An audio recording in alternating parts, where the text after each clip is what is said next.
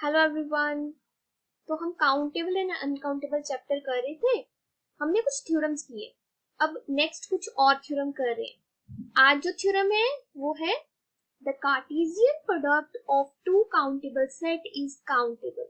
अगर आप किसी दो काउंटेबल सेट का कार्टेशियन प्रोडक्ट लेते हो तो वो भी काउंटेबल ही आएगा, वो हमें प्रूव करना है। तो इसको प्रूव करने के लिए हमें दो सेट्स लेने पड़ेंगे जो काउंटेबल होंगे। तो हमने ले लिए A and B.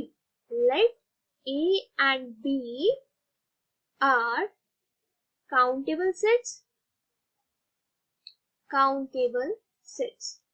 अब B में से आप एक एलिमेंट चूज कर लो, वो आप कोई भी चूज कर सकते हो। मैंने B का कोई एक एलिमेंट ले लिया Y. This is the element Y. तो हमें Y एलिमेंट चूज करना है। तो उसके लिए ये सेट आ गया था Y. So y element B में से आ रहा है। B सेट का कोई एक एलिमेंट है Y। तो हमें A क्रॉस B, A और B का कार्टेशियन प्रोडक्ट काउंटेबल शो करना है। तो हम क्या करेंगे, फंक्शन डिफाइन कर रहे हैं। Function from A Cartesian product with Y, this gives A। तो इसमें हमने डिफाइन कैसे किया function, x y is equals to x. तो ऐसा डिफाइन किया। ये अगर ये दोनों सेट इक्विवेलेंट हो गए, इक्विवेलेंट मतलब 1 1 1 2 हो गए, तो इन दोनों सेट्स की कार्डिनलिटी सेम हो जाएगी। तो हम चेक करते हैं कि यहाँ 1 1 है या नहीं। f इज 1 1, उसके लिए चेकिंग कर रहे हैं। तो हमने देखा किसी दो पॉइंट्स पे वैल्यू सेम आ रही है। तो f of x1y is equals to f of x2y। इसके लिए x1 और इसके लिए x2। अगर किसी दो पॉइंट्स पे इमेज सेम आ रही है तो वो दोनों पॉइंट्स भी सेम ही आ रहे हैं। तो हमारा फंक्शन 1 1 हो गया। अब ऑन टू के लिए कोई भी x चूज कर लो जो इस सेट में से हो। Any x belongs to a। हमें उसके लिए एक ऑर्डर्ड पेयर मिलेगा x y जो कहां से बिलोंग करता हो, वो डोमेन वाले सेट में बिलोंग करता हो, a क्रॉस दिस बिलोंग करता हो। तो अगर मिल रहा है हर किसी के लिए, अगर आपने x1 चूज किया है a से, तो x1 इसके फर्स्ट कोऑर्डिनेट में भी तो होगा, क्योंकि इसका जो ऑर्डर्ड पेयर का जो फर्स्ट एलिमेंट है वो a से आ रहा है, सेकंड एलिमेंट y है। तो इसमें अगर a सेट इसमें है तो वो x1 एलिमेंट इसमें भी होगा, तो इसमें ये एलिमेंट होगा। इसकी इमेज आप चेक कर लो, इसकी इमेज आपकी x1 आ जाएगी। अगर आप कहना चाहते हो कि xn की इमेज क्या, xn किसी का इमेज होगा या नहीं इसमें से, तो आप चेक करो इस एलिमेंट की image f of x and y। तो इसका इमेज आएगा xn। तो आ गया, मतलब जितने भी को डोमेन में एलिमेंट्स हैं उन सारे एलिमेंट्स की प्री इमेज एग्जिस्ट कर रही है। अगर प्री इमेज एग्जिस्ट कर रही है तो मैपिंग क्या हो गई, सब्जेक्टिव हो गई, ऑन टू मैपिंग हो गई। तो ये मैपिंग हो गई onto, f is onto. 1 1 भी थी, ऑन टू भी आ गई, 1 1 एंड ऑन टू। तो यहां से हमने क्या कह दिया, फंक्शन जो है 1 1 एंड ऑन टू है, तो फंक्शन बाइजेक्टिव हो गया और इन दोनों सेट्स की कार्डिनलिटी सेम हो गई, वो इक्विवेलेंट हो गई। f is 1 1 and onto. तो ये दोनों जो सेट थे a क्रॉस y, ये इक्विवेलेंट हो जाएगा a सेट। अब ये चेक करो कि ये y की चॉइसेस कितनी है। हमने जो y चूज किया है वो b सेट में से लिया, b सेट का कोई एक एलिमेंट उठाया। b सेट कैसा था, काउंटेबल सेट था। उसमें एलिमेंट कितने हैं, काउंटेबल एलिमेंट्स है। हमने उसका एक एलिमेंट उठाया था, एक एलिमेंट उठा के उसका कार्टेशियन प्रोडक्ट a के साथ किया, और वो जो फंक्शन बन रहा था वो बाइजेक्टिव बन रहा था, तो हमने कह दिया उन दोनों की कार्डिनलिटी सेम। अब y की चॉइसेस है काउंटेबल, तो अगर आपने इस y के प्लेस पे कुछ और लिखा, यहां आप y के प्लेस पे कुछ और लिखते हो, उस b का ही कोई एलिमेंट, आपने y2 चूज कर लिया, तो इस सेम वे से ये इक्विवेलेंट आ जाएगा a के। ये भी सेम वे से हम इक्विवेलेंट a के शो कर सकते हैं। तो ये कितने सेट आएंगे, जितनी हमारी y की चॉइसेस है। y कितनी चॉइसेस है, काउंटेबल चॉइसेस है। तो इन सभी का यूनियन ले लो आप, union of countable set is countable. ये थ्योरम हमने कर ली है, तो वहां से हम कह देंगे कि ये जो सेट है ए क्रॉस बी जो हमने लिया वो भी सेट की कार्डिनलिटी क्या आ रही है, काउंटेबल आ रही है।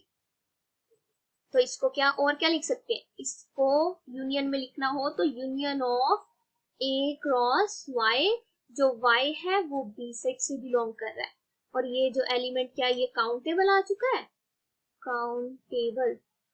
तो ये था क्या, ये ए क्रॉस बी था, तो कार्टेशियन प्रोडक्ट है ए एंड बी का, so Cartesian product A and B is countable. तो हमने ये प्रूव कर दिया। तो नेक्स्ट थ्योरम पे अब आते हैं। नेक्स्ट थ्योरम है कि जो इंटरवल है, इंटरवल 0 to 1, कोई भी इंटरवल ले सकते हैं लेकिन हम प्रूव इस इंटरवल के लिए कर रहे हैं। 0-1 interval is uncountable set, set. तो ये हमें प्रूव करना है।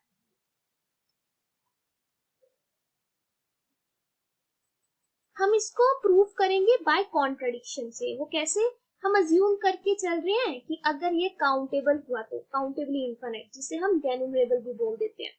तो हम अज्यूम कर रहे हैं, assumes that interval 0 to 1 is countably infinite, countably infinite। अगर काउंटेबली इनफाइनाइट है तो हम इसकी एनुमरेशन कर सकते हैं, दैट मीन इसको लिख सकते हैं ऐसे, जैसे a1, a2, a3। हमें पता होना चाहिए इसका नेक्स्ट एलिमेंट क्या है, क्योंकि हम अज्यूम कर रहे हैं कि ये काउंटेबली इनफाइनाइट है, और काउंटेबल इनफाइनाइट की प्रॉपर्टी होती है कि हमें उसका नेक्स्ट वाला एलिमेंट पता होता है, हमें अरेंज कर सकते हैं कि बड़ा कौन है छोटा कौन है इसमें से। तो a1 जो है, देखो ये 0 और 1 के बीच में, अगर a1 स्टार्टिंग में हुआ तो ये 0 के आसपास होगा, 0 से बड़ी 1 की तरफ जाती हुई वैल्यू। तो हम a1 को लिख रहे हैं 0.a11, जस्ट सब्सक्रिप्शन, सब्सक्रिप्ट के लिए इसको ऐसा लिखा जा रहा है, तो उसको ऐसा लिखा। फिर इसके साथ ही कोई नेक्स्ट एलिमेंट है 1 2, नेक्स्ट है a13, a14, ऐसे करते करते a1n ऐसा एलिमेंट आएगा। कैसे, जैसे 0.123457991 ऐसा करके कुछ एलिमेंट आ रहा है ना, एलिमेंट एक एलिमेंट है, इसको आपने a11 कह दिया, इसको a12, इसको a13 ऐसे करके लिखा हुआ है इसको।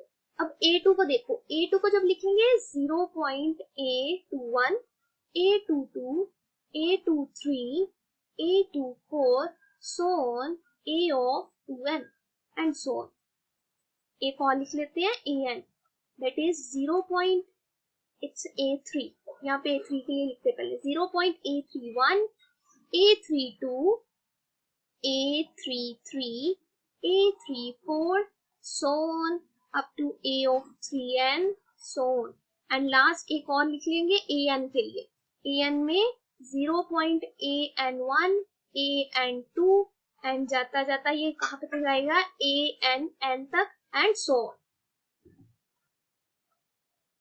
तो a आगे के लिए भी हो जाएगा, ऐसे सीक्वेंस चलती रहेगी, क्योंकि काउंटेबल इनफिनिट हमने कहा है तो वो काउंटेबल आता जाएगा, आगे आगे टर्म्स आती जाएंगी। अब ये जो टर्म्स है a, इसमें i और j की तो फॉर्म में है, i1 भी है, 2 भी है, 2 भी है, 3 भी है, ऐसे करके ये जितने भी है, ये सारे जितने भी एलिमेंट है ये कहाँ से बिलोंग करे, ये 0 से लेके 9 तक जा रहे। 9 से बाहर कोई एलिमेंट नहीं है, 0 और 9 के बीच के एलिमेंट है, जो जितने भी a i j लिखे हैं, ये a11 भी हो सकता है, a24 भी हो सकता है, ann भी हो सकता है। ओके, तो हमने क्या किया, एक एलिमेंट हम ऐसा कंस्ट्रक्ट करेंगे कि अगर वो इनमें से आ गया, एक एलिमेंट ऐसा लिया जो इनकी फॉर्म में है, तो ये काउंटेबल इनफिनिट है। अगर वो एलिमेंट इनसे नाम बन सका तो हम कहेंगे कि एक एलिमेंट और है जिसको हम ऐसे एनुमरेट नहीं कर सकते, ठीक है, तो वो करते हैं। तो हमें x को ले रहे हैं, x कोई इंटीजर है जो ऐसा लिखा जा सकता है 0.x1, x2 and so on, xn तक, फिर आगे चलता जाएगा। इसमें जो x1 है, x1 जो है, इसमें जो एलिमेंट है ये 0 से लेके 8 तक कह सकते हैं। x1 की चॉइसेस जो है 0 से लेके 8 तक है। सो x1 क्या था, एक integer, is integer from 0 to 8। लेकिन इसमें जो x1 है वो a11 के इक्वल नहीं होगा। सिमिलरली हम x2 के लिए ले रहे हैं, ये जो x2 है इसके लिए ले रहे हैं। x2 भी एक इंटीजर है, कहां से कहां तक, 0 से 8 तक इंटीजर है, लेकिन जो x2 है वो a22 के इक्वल नहीं है, जो हम ऑलरेडी a22 ये एलिमेंट ले चुके उसके इक्वल नहीं है। तो ऐसे ही करते करते हमने xn भी लिख लिया। xn क्या है, एक इंटीजर है 0 से लेके 8 तक, 0 से 8 तक, लेकिन ये जो xn होगा वो ann के इक्वल नहीं होगा। ठीक है, तो xn के आगे भी चलता जाएगा ऐसे ही। तो क्या हुआ, x के लिए हमें यूनिक रिप्रेजेंटेशन मिल गई। x has unique representation.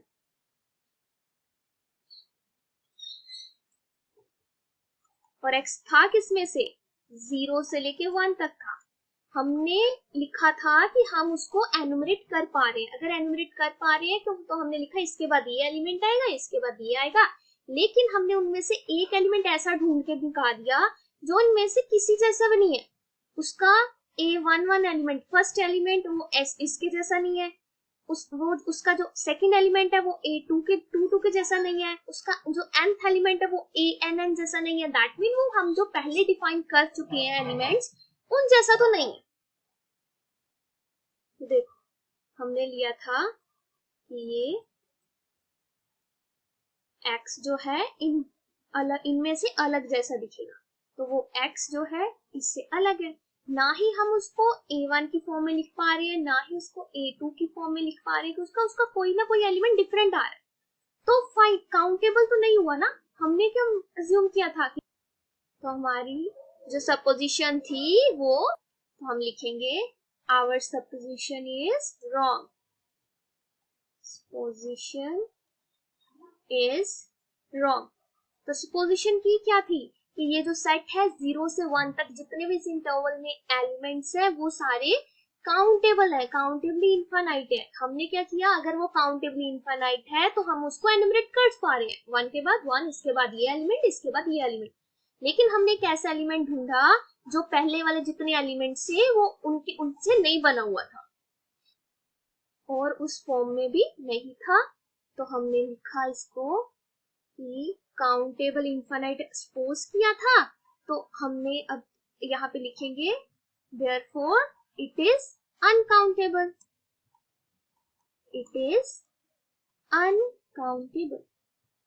तो हमने अभी क्या प्रूव किया है कि कोई भी अगर इंटरवल हो उसमें जो नंबर ऑफ एलिमेंट्स होंगे वो अनकाउंटेबल होंगे, क्योंकि अगर काउंटेबल होते हैं तो हम उसको एनुमरेट कर पाते, लेकिन फिर भी कोई ना कोई ऐसा एलिमेंट मिल जाएगा जो हमने एनुमरेशन की है वो उस फॉर्म में नहीं है। तो that is why our supposition was wrong. तो जो सेट है वो अनकाउंटेबल है। तो इस लेक्चर को यहां तक रखते हैं, बाकी कुछ थ्योरम से बचती है वो हम नेक्स्ट लेक्चर में करेंगे। Alright, so thanks for watching.